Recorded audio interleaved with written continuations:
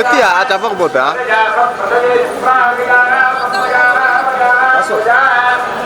Phone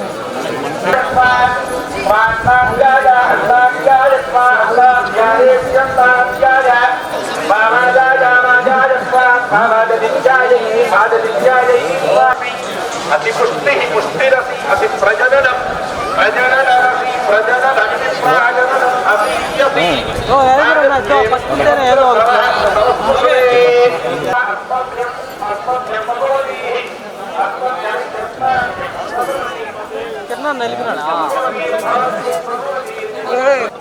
okay sir. Okay, నమస్తే అండి.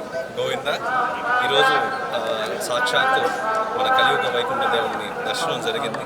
మనం ఇంత ముందుగా మనం అభ్యుదయ స్టార్ట్ చేసినప్పటి నుంచి ఒక సంవత్సరంలో దాదాపు 350 ఆలయాలు విభిన్నమైనవి, వైవిధ్యమైనవి, విశిష్టమైనవి మనము సుమన్ టీవీ వేదికగా చెప్పుకున్నాము.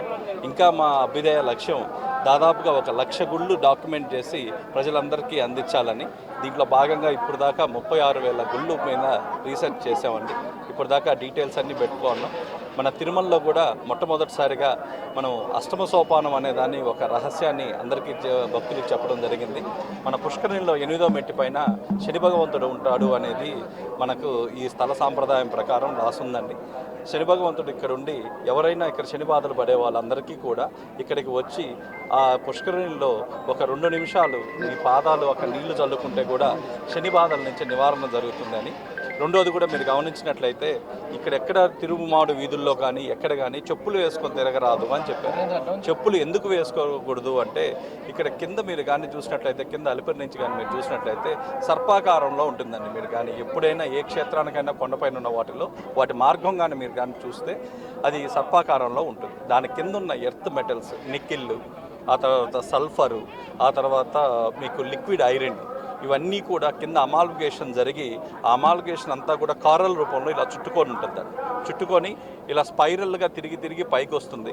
ఎప్పుడైతే మన తిరుమల టోల్ గేట్ దగ్గర నుంచి ఇంకొక 1/2 కిలోమీటర్ ముందు నుంచి కూడా ఎనర్జీ పాయింట్ అనేది స్టార్ట్ అవుతుంది. కాబట్టి ఇక్కడ మీరు చెప్పులు లేకుండా నడవడం వల్ల మన పాదాల నుంచి ఆ శక్తి అనేది మన శరీరంలోకి ప్రసరణ జరిగి అక్కడ మన ఏదైతే ఉందో మన వెన్నుముకలో ఏదైతే ఉందో అక్కడికి వచ్చేసరికి ఇవన్నీ కూడా చక్రాలు ఏవైతే ఉంటాయో ఆ చక్రాలు అన్నీ కూడా యాక్టివేట్ అవుతాయండి. ఒక్కసారిగా కుండలిని శక్తి అనేది ఇక్కడ తిరిగినంతసేపు అది యాక్టివేట్ ఉంటుంది. ఏ సాధన లేకుండా ఏమీ లేకుండా కూడా ఇక్కడ అడుగు పెడతానే, ఇక్కడ మీరు తిరుగుతుంటేనే మూలాధారంలో ఉన్న అన్ని చక్రాలు యాక్టివేట్ అవుతాయండి. కాబట్టి దయచేసి భక్తులు ఇది అందరూ గమనించాలి. పాదరక్షకులు మీరు లేకుండా తిరగడం వల్ల ఆ శక్తి అనేది ఏదైతే భూమి నుంచి వచ్చిన శక్తి ఏదైతే ఉంటుందో అది మన శరీరంలో ప్రసరణ అనేది జరుగుతుందండి. అదేవిధంగా మీరు కానీ గమనించినట్టయితే హుండీ పక్కన నరసింహస్వామి టెంపుల్ ఉంటుంది. మీరు ఆ నరసింహస్వామిని ఎక్కడైనా చూడండి, లక్ష్మీదేవి పక్కన లక్ష్మీ నరసింహస్వామి ఉంటారు. ఆ పైన మీరు కానీ చూసినట్లయితే విగ్రహం పైన ఒక యంత్రం ఉంటుంది. ఆ యంత్రం ఎవరూ చెక్కలేదండి, దానికే అదే ఏర్పడింది. కాబట్టి రక్షణ శక్తిగా ఎప్పుడు ఆ చక్రాన్ని ఒకసారి ప్రతి ఒక్కరు కూడా దర్శించాలండి.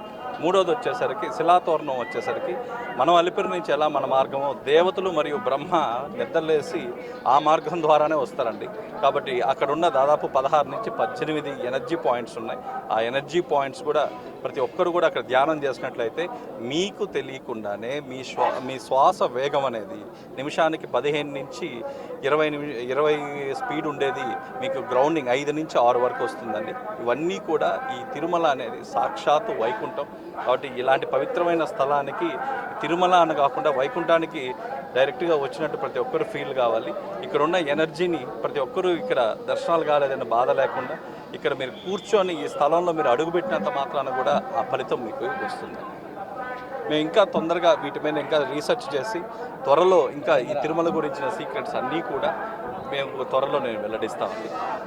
ఈ మధ్య ఒక 2-3 రోజుల క్రితం 108 దివ్యక్షేత్రాల పైన ఒక 2 అవర్స్లో పోడ్కాస్ట్ చేసామండి. ఇంతవరకు ఎక్కడ సౌత్లో లేని విధంగా. సో ఈ దివ్యక్షేత్రాలు ఎందుకు చూడాలి, దానికి ఉన్న విశిష్టత, ఇవన్నీ కూడా ఇంకొక 2-3 డేస్లో మీకు ఇవన్నీ టెలికాస్ట్ అవుతాయండి. కాబట్టి నెక్స్ట్ ఈసారి వచ్చినప్పుడు ఖచ్చితంగా తిరుమలలో ఉన్న ప్రతి ఒక్క రహస్యాన్ని సైంటిఫిక్ వేలో అనాలిసిస్ చేసి ప్రజల ముందు చేపడతాం. థ్యాంక్స్.